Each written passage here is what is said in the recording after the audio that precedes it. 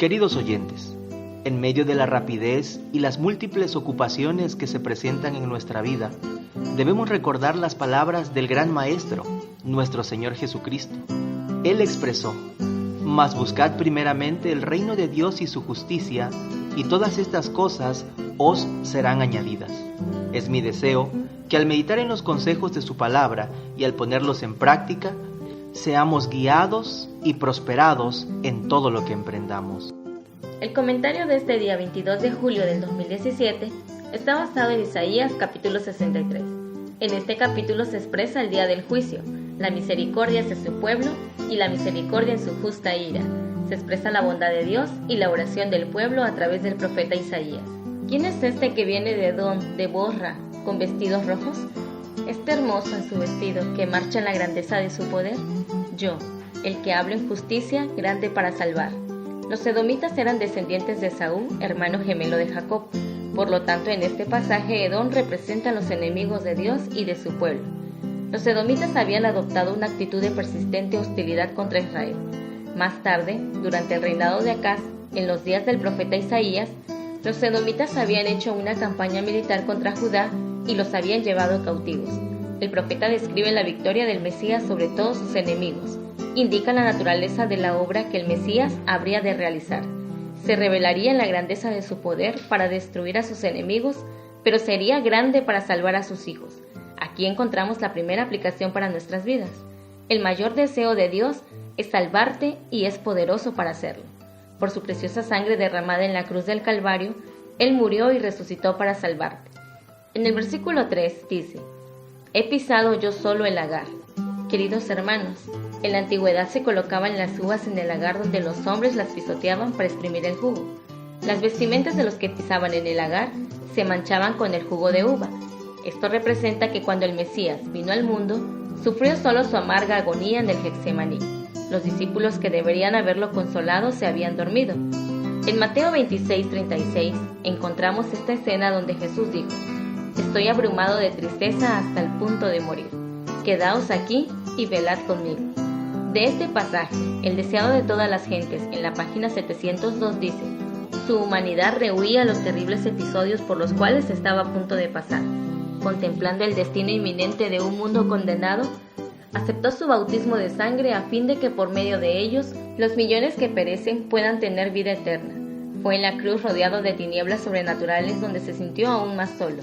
Hay momentos difíciles donde deseas que no te dejen solo, deseas apoyo de alguien. Tal vez eres un líder en la iglesia, tienes un plan para la iglesia o en tu familia. ¿Sabes? En el plan de salvación, Jesús se sintió solo como humano.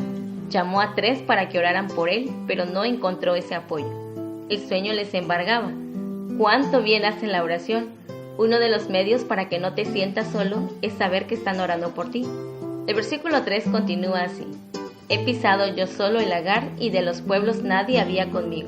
Los pisé con mi ira y los hollé con mi furor, y su sangre salpicó con mis vestidos y manché todas mis ropas». En la frase «los pisé con mi ira» del verso 3, aquí se revela el juicio de Dios, y en Apocalipsis 14 del 19 y 20, la Biblia dice: «Y el ángel pasó su hoz afilada por la tierra, vendimió la viña de la tierra y echó la uva en el gran lagar de la ira de Dios, y el lagar fue pisado fuera de la ciudad». Pareciera el rechazo a su pueblo, sin embargo revela que el Mesías se habría alegrado de proporcionar salvación a todos, pero ellos rechazaron la oferta divina y por ello escogieron la muerte. El versículo 6 nuevamente expresa: «Y con mi ira hollé los pueblos y los embriagué en mi furor y derramé en tierra su sangre». Esto representa a los impíos con la figura de uvas que habría de ser pisoteadas en el lagar de la ira de Dios. De los versículos 1 al 6 del capítulo de hoy, encontramos entonces que el juicio de Dios en el tiempo de la destrucción de los impíos es cuando se efectuará la salvación de los justos. En los siguientes versículos del 7 al 10, Dios revela su misericordia, alabanzas y acción de gracias donde se recuerda la longanimidad y las tiernas misericordias que Dios ha derramado sobre su pueblo, a pesar de la ingratitud y la rebelión de Israel. Nunca debemos olvidar que Cristo fue el Salvador de su pueblo tanto en los tiempos del Antiguo Testamento como en el tiempo actual. A pesar de las transgresiones repetidas de Israel, Cristo intervino vez tras vez en su favor. Él fue angustiado. Así como un padre amante y tierno sufre cuando sufren sus hijos, lo mismo ocurre con Dios. El Señor vio la aflicción de su pueblo en Egipto y lo salvó cuando clamó a Él en su opresión. Hoy es nuestro gran sumo sacerdote que puede compadecerse de nuestras debilidades. En aquel tiempo los trajo, los levantó. Era Cristo mismo que estuvo con su pueblo guiándolo de día y de noche, pero ellos hicieron enojar a su Santo Espíritu. En el versículo 10 dice: mas ellos fueron rebeldes, hicieron enojar su Santo Espíritu, por lo cual se les volvió enemigo y él mismo peleó contra ellos. Queridos hermanos y amigos, el Espíritu Santo era conocido y actuaba en los tiempos del Antiguo Testamento, así como lo hizo en el Nuevo Testamento. Pablo amonestó a la iglesia a no contristar al Espíritu, que textualmente dice en Efesios 4:30, y no entristezcáis al Espíritu Santo de Dios, con el cual fuisteis sellados para el día de la redención. Por ejemplo, las murmuraciones y las quejas de Israel en el desierto no estaban dirigidas tanto contra Moisés como contra Dios. Antes de continuar, en el versículo 10, se encuentra la frase: se les volvió enemigo. El comentario bíblico adventista declara: pareció ser su enemigo, hablando de Dios, pero en realidad los castigos que sobrevinieron al pueblo tenían un propósito misericordioso. Dios estaba procurando la salvación final del individuo. Tal vez ahora mismo recuerdas alguna situación triste en tu vida, pero en realidad Dios se revela muchas veces en nuestras vidas para enderezarnos y reconocerle como nuestro Salvador. Finalmente, de los versículos 15 al 19, Isaías ora pidiendo el socorro de Dios. El pueblo se siente profundamente humillado porque le parece que Dios lo ha rechazado y ruega humildemente que no lo deseche del todo. Pero de una cosa debemos estar seguros, y esta es la conclusión de esta reflexión. Dios nunca fuerza la voluntad, no impide que los hombres sigan el mal camino que han escogido. Tanto desea que elijas el bien, pero no puede forzarte. Deseo concluir la reflexión de este día con las palabras de Deuteronomio 30:19.